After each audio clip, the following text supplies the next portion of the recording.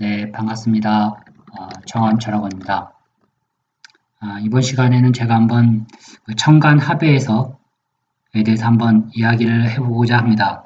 이게 이제 소위 청간 합의라고 그러는데 저번에 어떤 분이 이제 댓글을 남겨놓으셨길래 자신의 사주가 이렇게 정립 합의되어 있는데 언제쯤 개운이 되느냐 그 질문이죠.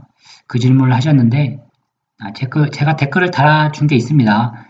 음, 우리가 일률적으로 사주를 합의되어 있는 사주들 있죠. 이렇게 뭐 형태가 다양하게 이렇게 존재를 합니다. 근데 합의되어 있는 사주인데 이렇게 정립합이 되어 있다. 합의된 사주가 그럼 언제 운이 풀리느냐? 언제 운이 풀리는가? 이 질문이죠. 근데 이게 상당히 애매모호한 질문입니다. 왜냐하면 만약에 제가 이 사주를 가지고 갑이 들어오는 대운에 운이 살아납니다. 라고 대답을 하게 되면 과연 맞는 얘기냐는 거죠. 왜냐하면 천간은 4개의 글자가 존재합니다. 천간에는 어떤 사주든지 4개 이상이 올 수가 없어요. 4개밖에 존재하지 않는데 일률적으로 갑이 들어와 있다고 해서 막 살아나고 그런 건 없죠. 왜냐하면 이 옆에 글자가 뭔지를 모르기 때문에 답을 줄 수가 없는 겁니다. 그렇죠? 이런 게 뭐 사주를 조금 깊이 공부하지 않으시는 분들은 뭐 이런 질문을 하는 게 당연하다고 저는 생각합니다. 뭐 저도 그랬으니까요. 그런데 이런 질문은 지양을 해야 된다. 그렇죠? 왜냐하면 원국에 따라서 다 틀려진다. 예를 들면 제가 이제 상담을 하다 보면 저는 사주에 뭐 화가 없어서 화가 오면 좋아지는데요. 그래서 이제 뭐 병신 정유년이 지나왔었죠. 예전에 2016, 17년. 정유년에 좋아해야 되는데 왜 안 좋냐 하는 거죠. 이게 맞는 얘기냐는 겁니다. 그럼 화만 들어오면 무조건 다 좋아지냐? 용신이 화냐는 용신이라는 게 이런 이제 질문들이 좀 실제 많이 빈번하게 일어납니다. 뭐 충분히 이해는 하지만 전혀 의미 없는 질문들이다. 그렇죠. 왜냐하면 병화가 들어와서 사주 원국에 어떤 영향을 미치는지를 답을 줄 수가 없기 때문에 또 정화도 마찬가지입니다. 모든 사주는 천간구조가 다르기 때문에 답을 줄 수가 없다. 그래서 일단은 사주 구조를 가지고 한번 이렇게 이제 살펴보도록 하겠는데요. 예를 들면 정화가 임수와 합을 이루는 구조가 이렇게 월에 가서 합의되어 있는 구조가 있고 또 시에 가서 합의되어 있는 구조가 있습니다. 완전히 다르죠. 많이 다릅니다. 왜 그러냐면 이렇게 구수가 있겠죠. 만약에 여기에 만약에 갑이 있다라고 치면 갑정임에 여기 있네요. 뒤에 일단 이 합을 좀 보겠습니다. 정임합은 많은 책을 보게 되면 뭐 정임합목 대체적인 게 제가 봤을 때는 정임합목 뭐 이거는 이제 다 공부해서 아실 거예요. 정화와 임수가 합하면 목으로 바뀐다. 그래서 회두생이다. 뭐 이런 얘기를 하죠. 그리고 두 번째 정임합목 대표적인 게 음란지합이다. 그래서 사람이 음흉하다.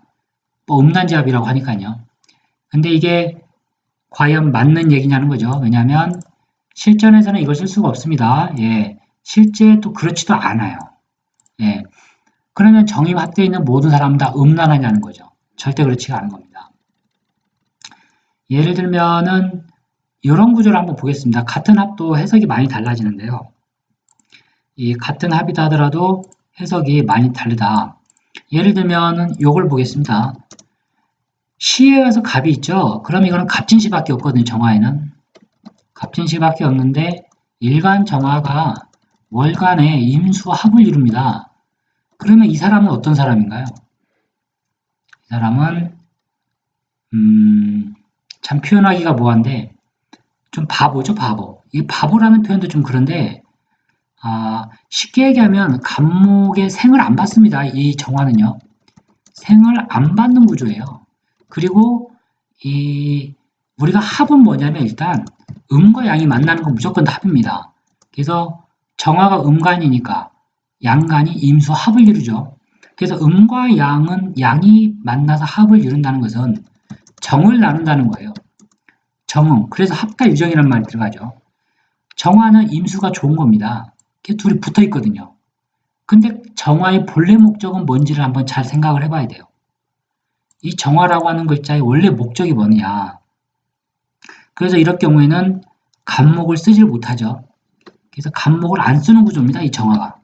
그러면 간목은 정화의 불의 원료가 되는데 원료를 못 받고 있죠 지금. 왜요? 합을 이뤘기 때문에. 합을 쫓아가는 겁니다. 이 사람이 지금. 그래서 이런 사람들의 성향과 특징이 있는데 일단 합이 되면 이렇게 묶입니다. 묶인다는 것은 기반이라고 그러죠. 무조건 이것만 쫓아서 사는 거예요. 다른 거는 쳐다보지 않는다. 근데 이게 이제 대운에서 이게 합이 풀릴 때가 있습니다. 대운에서. 합이 풀릴 때 반드시 옆에 글자, 지지 글자를 봐야죠. 예를 들면 이런 사주입니다. 이 사주도 원래는 투합 구조죠. 이게 이 사주가 정화와 임수가 합이 되는데 개수가 합을 푼 구조입니다. 이게. 그래서 이 사주는 합이 아니에요. 합이 아니고 그냥 다만 물의 극을 양쪽에서 받고 있는 구조입니다. 그러니까 어때요? 정화가 불이 살아나질 않죠. 그래서 정화가 불이 약해지는 구조입니다. 이것도 마찬가지입니다. 다 이런 구조들. 근데 이제 이 사주 같은 경우는 이 사주도 마찬가지죠. 이 사주는 합인데 합인데 만약에 갑이라는 대운이 들어오게 되면 이 사주는 풀립니다. 합이 풀린다. 그럼 정화가 살아나겠죠. 살아날 때 시에 무슨 글자가 있느냐에 따라서 해석이 완전 달라지는 겁니다. 갑이 들어오게 되면 수국화죠. 수국화에 정임 합되어 있는 것을 갑이 들어와서 통관시켜 버립니다. 이게 통관시키면 정화의 능력은 살아나는데 이게 그러면 능력이 살아난다고 이런 사주가 이 사주가 이 사주가 무조건 운이 살아나느냐 요 구조를 한번 보겠습니다. 이게 무조건 그러면 정화가 좋은 대운이냐 이거죠. 그렇게 해석을 하면 큰일 난다. 왜냐하면 시에 만약에 시에 가서 시에 갑을 있는 경우 병정, 무기, 경신, 임계 이렇게 10개 천간이 올 수가 있습니다. 근데 만약에 정화가 갑이 있다 시에 그럴 경우 갑대운이 들어오게 되면 예를 들면 이제 갑정, 임, 갑의 구조가 돼버리는 거죠. 여기에서 갑대운이 오게 되면 정화는 능력이 살아나서 좋긴 한데 좋죠. 왜냐하면 갑목의 생을 받으니까. 그래서 불이 확 살아납니다. 확 살아난 것까지는 좋은데 정화가 본연의 임무를 완수할 수 있는 글자가 없어 이 사주는. 그쵸? 이럴 경우에는 별 볼 일 없다 운이. 이건 뭐 개인적인 능력만 살아나는 거지 이걸 가지고 활용할 수 있는 대운이 아니거든요. 예, 을도 마찬가지입니다. 똑같은 이치예요. 병화는 이게 병화는 이제 문제가 되는 거죠. 왜냐하면 이 시에 가서 병화가 있게 되면 되게 썩 좋지가 않은데 예를 들면 여기에 병화 오게 되면 이제 병호시밖에 안 오는 거죠. 이렇게 병호시가 옵니다. 그럴 경우에 만약에 이 사주 같은 경우에는 지금 합이 돼 있죠. 합이 돼 있는데 갑이 왔다. 합이 풀립니다. 그러면 이제 정화와 병화는 경쟁을 해야 됩니다. 경쟁을 해야 되는데 이때 정화가 이기는 대운이면 정화가 이기는 거고 병화가 힘이 세면 이거 세상에 이 정화 불빛을 드러낼 수가 없습니다. 그래서 사주가 완전히 달라지죠 해석이. 그래서 일률적으로 합이 풀린다고 해서 좋다 이런 거 전혀 없습니다. 한 번 더 해볼까요? 여기 정화가 왔다. 이럴 경우에는 뭐 정에는 정미시가 되는 거죠. 이럴 경우 목이 들어와서 합이 풀리는 것까지 좋은데 불이 두 개가 들어가 있는 거죠. 그래서 이때에도 반드시 대운을 봐야죠. 이럴 땐. 무슨 대운이냐에 따라서 해석이 완전 달라지는 겁니다. 그럼 여기 무토가 오게 되면 정화의 무토는 이제 무신시가 되는 겁니다. 그래서 정화가 임수와 합을 이루기 때문에 상관으로 가지 않죠. 이럴 경우 갑목 대운이 들어와서 합이 풀리게 되면 정화는 능력이 살아난다. 이럴 경우에는 사주가 좋은 겁니다. 이 무대운에는 무조건 좋은 거예요. 이럴 경우에는. 기토도 마찬가지입니다. 정화의 기토면 기우씨가 되는 거죠. 요 사주가 정화의 기우씨가 그 옛날에 부산 박도사 그분 사주가 이렇게 돼 있죠. 예, 뭐 나름 좋은 사주긴 한데 기우 그다음에 경술도 괜찮습니다. 경술 근데 신금은 문제가 또 되죠. 경금이 와 있게 되면 여기에는 이제 경술시, 경자시가 오게 되는데 그런 경우도 나쁘지는 않습니다. 경술, 경자 뭐 다 문제가 없죠. 근데 신이 오게 되면 문제가 생겨요. 이제 신축시 또는 신의 시가 되는데 이럴 경우는 지지를 봐야 되지만 썩 좋은 대운이 아니죠. 신금이 오게 되면 이럴 때 정화가 자기가 이제 능력이 살아나니까 나는 이제 뭘 해도 잘할 수 있어. 한번 일을 좀 크게 벌려봐야지. 해서 이제 판을 크게 키웁니다. 판을 크게 키우게 되면 바로 이제 망하는 거죠. 이게 이제 대운 해석입니다. 임계에도 마찬가지고요. 뭐 임수개수는 다 아시기 때문에 물이 있기 때문에 뭐 어떻게 할 수가 없는 거죠, 정화가. 그래서 제가 드리고 싶은 말씀은 이 우리가 아마 정임합도 그렇고 이제 한 번씩 갑기합 한 번씩 제가 올려볼 생각인데 어차피 이런 그 상담이 많습니다. 제가 어제도 그 상담하신 분이 갑기합되어 있는 분의 사주신데 이 자평진전에 보면 이런 구조죠. 그분 사주가 갑갑 기 정화가 있어 정묘일이었으니까 이 천간만 얘기하겠습니다. 또 개인 사생활이 있기 때문에 갑갑 기정이죠. 여성분의 사주인데 어제 상담하신 분이에요. 이분이 자기가 합이라고 그러는 거예요. 제가 옛날에 합이라고 제가 올린 적이 있는데 아니 여기에 갑이 하나 되는데 이게 합인가요? 자평진전은 투합이라고 그러죠. 그래서 이 사주는 합이 아니다 이거예요. 합이 아닌 걸 놓고 해석을 해야 맞는 겁니다.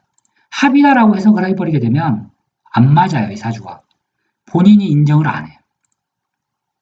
본인이 인정을 안 하기 때문에 이 합이 뭡니까? 투합이. 질투할 투자거든요. 네, 그래서 이건 합되어 있는 구조가 아니죠.